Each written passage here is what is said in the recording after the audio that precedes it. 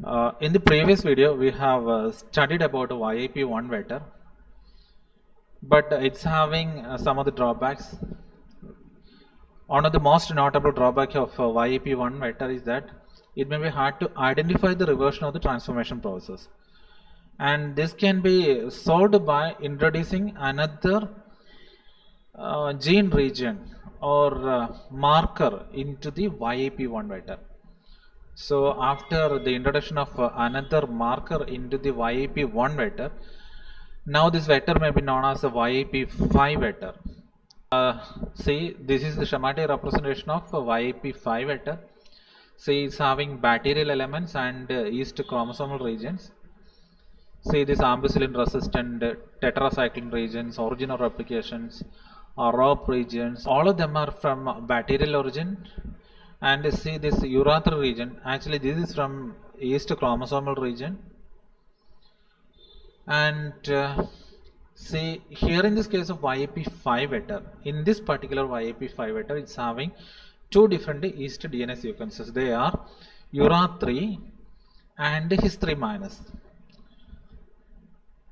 You can actually design another YAP5 vector having or that bears a different yeast gene regions, but here in this case of YAP vector, it's having two different yeast DNA sequences. They are URA3 plus and HIS3 minus. So these regions are homologous to that of the HIS3 plus and URA3 minus regions of the yeast chromosomes. So here in this case of YAP5 vector is having two homologous regions than that of the yeast chromosome or yeast genome occur. So we can expect integration that can be occurred at any one of these two regions. But actually we have introduced this URA3 as a selectable marker. So in the case of YAP1 vector, it may be hard to track the transformation process. We had introduced another selectable marker. That selectable marker is URA3 plus. That's why we had to keep that region intact. Actually, we wanted to mutate the yeast HIS3 plus gene region of the yeast chromosome. So in that point of view, the integration that can be occurred at only one region, that is at the HIS3 region only. So we need to delete this URA3 region that is present in the yeast chromosomal region. Okay, that's how the homologous region or the counterpart of the yeast chromosomal region that may be eliminated. Hence,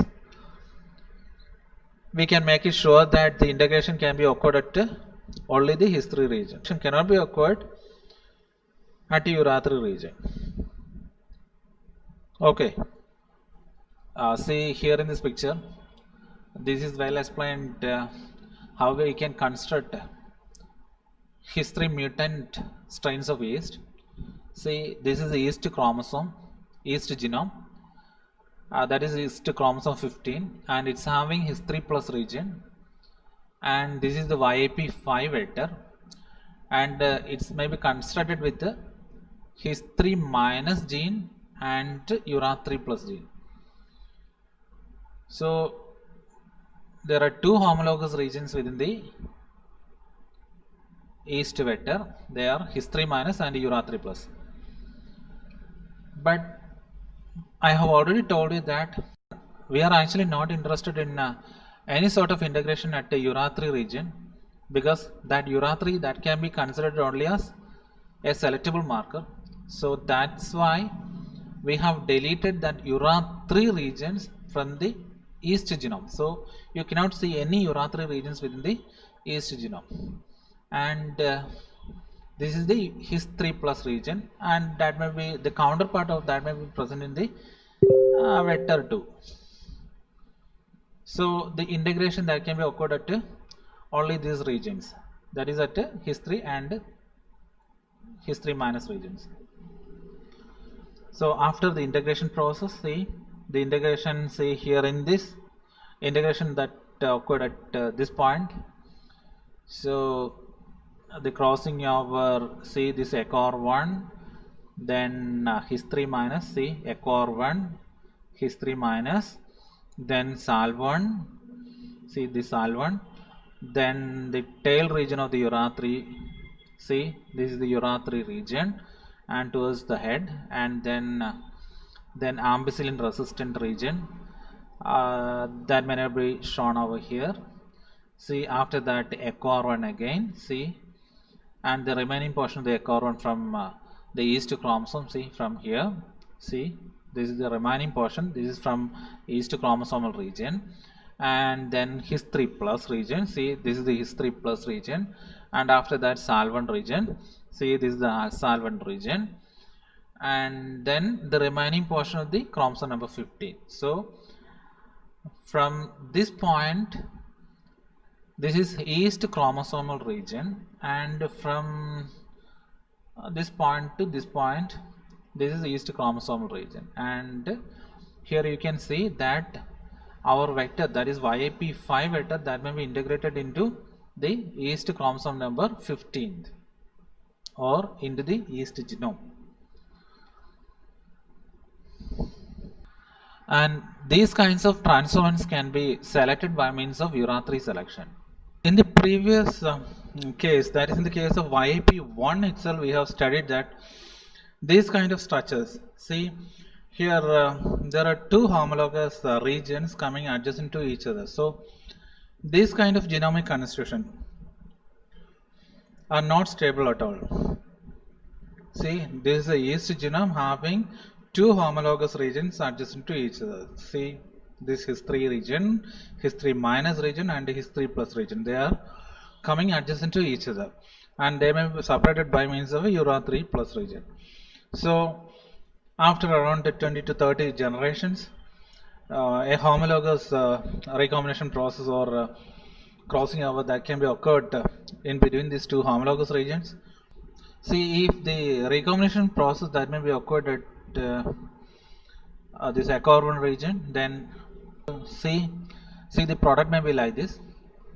See, this ECOR1 and these regions, these two are homologous in nature, so a recombination that can be occurred in between these two. So ECOR1, see this ECOR1, and the remaining portion may be from here, so the intact ECOR1, and then his3 plus region, see this his3 plus region, and the SAL1 region, and the remaining portion of the chromosome number 15.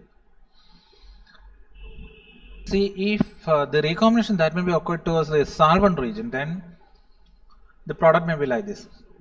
See, ECOR1 his3 minus the beginning region of the SAL1. See, ECOR1 his3 minus and the beginning region of the SAL1, and then the remaining portion maybe from here only.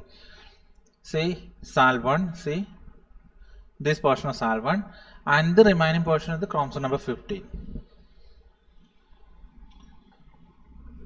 So after the recombination process, you will get two strains of yeast strains. They are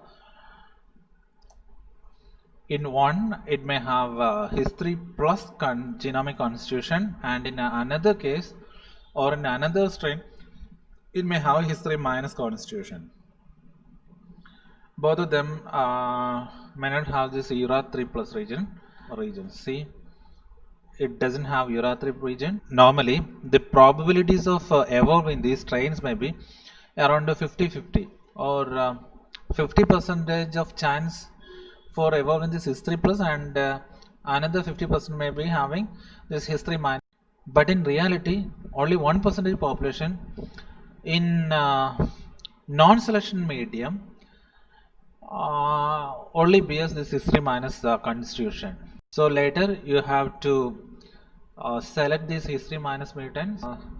Actually, the YAP5 vector is also having drawbacks because the whole thing of selection process may be laborious in nature, because it requires two selection steps to identify the recessive mutation. And in addition to that, the mutant strains cannot be detected until the plasmid vector is excised. See, this vector cannot be detected until this plasmid vector gets excised. That is the two major drawbacks of this YAP5 vector. Okay.